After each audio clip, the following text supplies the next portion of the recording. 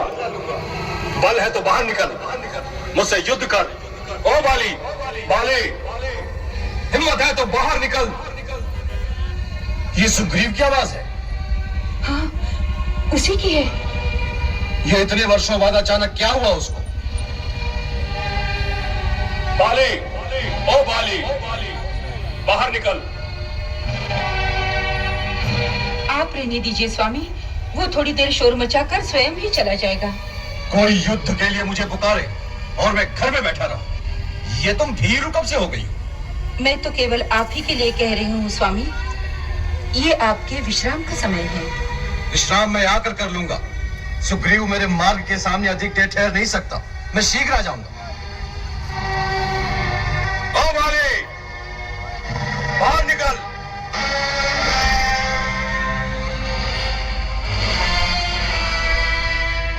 Bill में छुपे चूहे, ये क्या अवतागती सूझी? जा छुप जा, जा छुप जा, जाके अपने उसी बिल में। प्रलाप न कर बाले, युद्ध कर युद्ध। अच्छा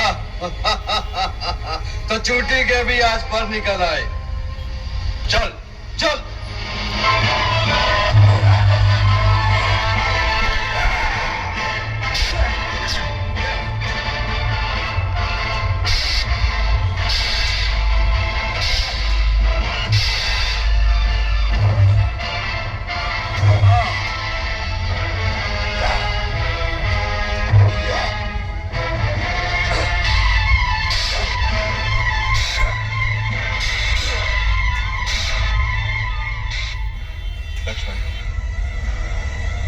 बार बार लक्ष्य साधता हूं, परंतु दोनों भाइयों में इतनी समानता है कि जरा सी भी असावधानी अर्थ का अनर्थ कर सकती है।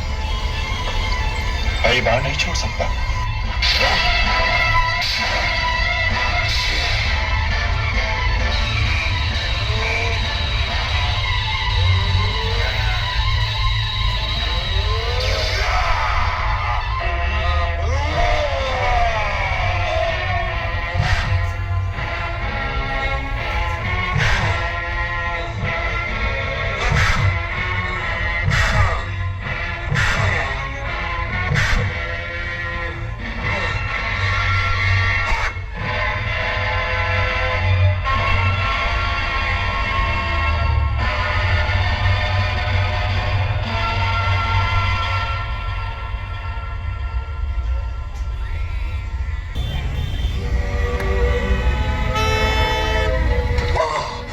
जांबान महाराज, घबराइए नहीं, सब ठीक हो जाएगा। कैसे हो मित्र? वाह मित्र वाह, अच्छा वचन निभाया, क्या साथ दिया,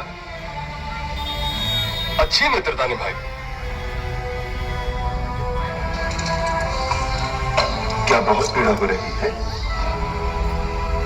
कृपालु रघुवीर, मैंने तो आपसे पहले ही कहा था, बाली मेरा भाई नहीं है, मेरा काल है काल।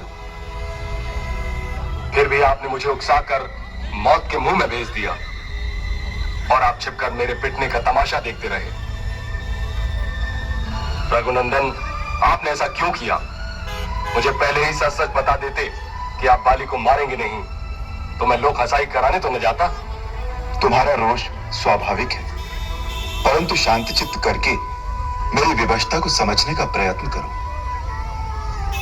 तुम दोनों वेशभूषा, कद, चाल ढाल हर प्रकार से एक समान हो।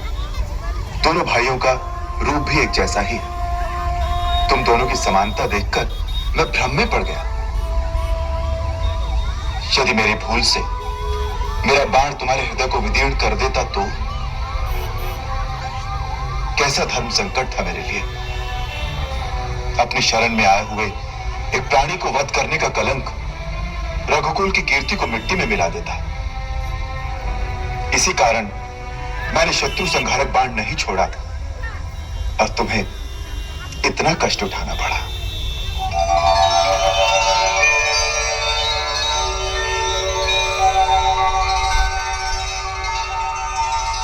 मित्र, अब तुम्हारे घाव, तुम्हारी पीड़ा कैसी है? प्रभु, ये तो चमत्कार हो गया प्रभु। मुझे आपके स्पर्श करने से ही मेरी पिछली सारी पीड़ा सब दूर हो गई। एक नवीन उत्साह शक्ति के विरुद्ध प्रभा का संचार होने लगा। मित्र वत्सल, अब मुझे आदेश दें, मेरे लिए क्या कर्तव्य है प्रभु? अन्यायी अधर्मी बाली का प्रतिकार, पुनः उससे युद्ध की ललकार। लक्ष्मण जी भैया। निशानी के लिए तुम एक पुष्पमाला सुग्रीव के गले में पहना दो, जिससे हम दोनों को पहचान सके। जो आज्ञा भैया।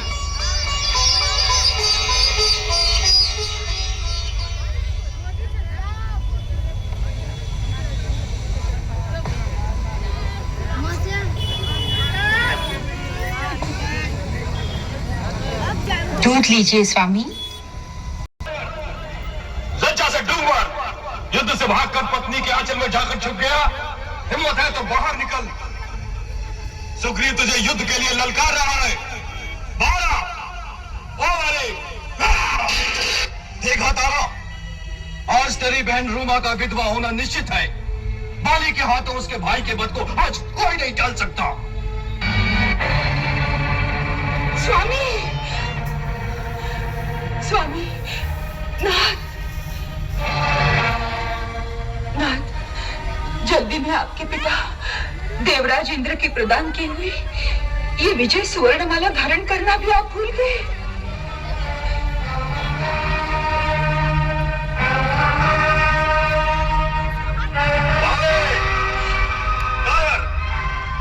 युद्ध से भागकर पत्नी के आंचल में जाकर छुप गया। लज्जा से डूब मर। हिम्मत है तो बाहर निकल। सुग्रीव तुझे युद्ध के लिए ललकार रहा है। बाहर आ। ओ अरे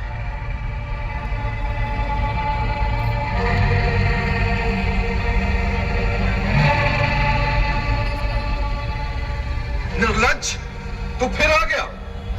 मैंने छोटा समझकर पहली बार तुझे जीता छोड़ दिया था, परंतु अब नहीं छोड़ूंगा। लगता है तेरी मृत्यु तुझे दोबारा किष्किंधा के द्वार पर घसीट लाई है। किसकी मृत्यु होगी ये तो युद्ध के बाद ही पता चलेगा। सुग्रीव, मेरे हाथों क्यों मरता है? अब भी चला जा। कारो जैसी बात मत कर भाले। यदि मां का दूध पिया है तो आ जा मैदान में। अच्छी बात है, तेरे भाग्य में आज मरना ही लिखा है, तो चल आजा, चल।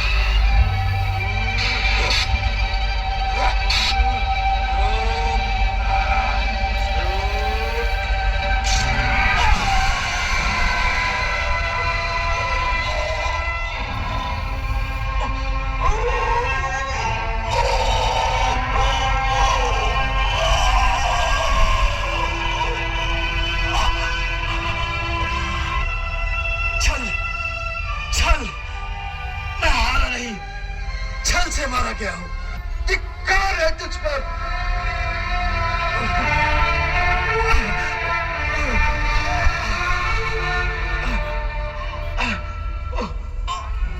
आ गए तो तुम ही वो राम हो। हाँ, आज कुल शिरोमणि श्री राम, दशरथ नंदन रघुकुल भूषण, ए धर्म ध्वजाधारी मर्यादा पुरुषोत्तम श्री राम, मुझे केवल इतना बता दो, कौन सी मर्यादा का तुमने पालन किया है राम? आज से छुपकर तुमने मेरे ऊपर प्रहार किया है। इस प्रकार वार करना वीरों का काम नहीं है, ये तो त्याग का काम है राम। इस दुष्कर्म से क्या अपनी वीरता के नाम पर कलंक नहीं लगाया है राम। राम बोलो, राम बोलो, उत्तर दो राम, उत्तर दो।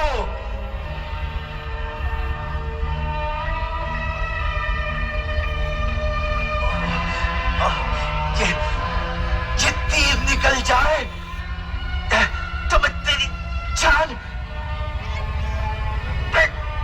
जान ले लूं मैं।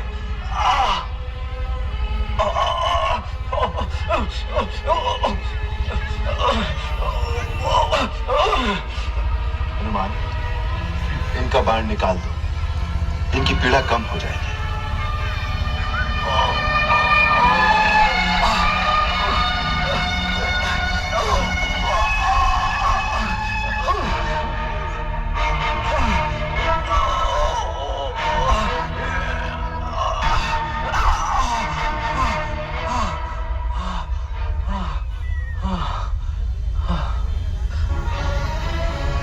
मित्र का शत्रु शत्रु होता है। सुग्रीव हमारा मित्र है। तुमने उसके प्रति जो अन्याय किया है तथा तुम्हारे पापों का दंड देने के लिए हम तुम्हारा वध करने की प्रतिज्ञा ले चुके हैं। रघुवंशी जब किसी को वचन देते हैं तो प्राण जाने पर भी उस वचन को पूरा करते हैं।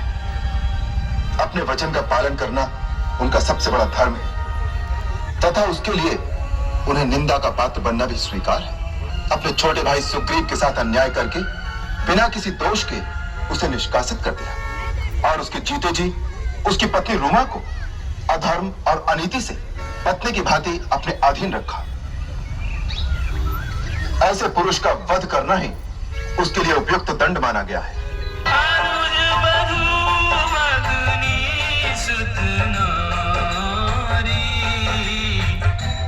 सच कन्या समय